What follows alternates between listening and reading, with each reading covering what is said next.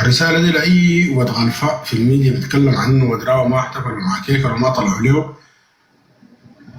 وريك السبب اللي خلاهم ما يطلعوا ما يحتفلوا معه شو. أول حاجة ناس ودراوة عارفين كيكر ما راجل وعارفين إنه جبان وبيجي بيتصور وبيطلع وبخلي الجنجويد يستبيحون وبيحصل فيهم زي ما حصل في طنبول والهلالية وغير من المناطق اللي خشاها كيكر، لأنه كيكر جبان وما راجل لوحده. والناس اللي بتقول ودراوة ما فيها مواطنين، ودراوة فيها أكثر من 60% ما نزحوا. ودراوة المناطق اللي حواليها كلهم الناس اللي نزحوا في الفترات الأخيرة دي اللي ما عندهم إمكانية نزح كله نزح جوا ودراوة قاعدين في ودراوة.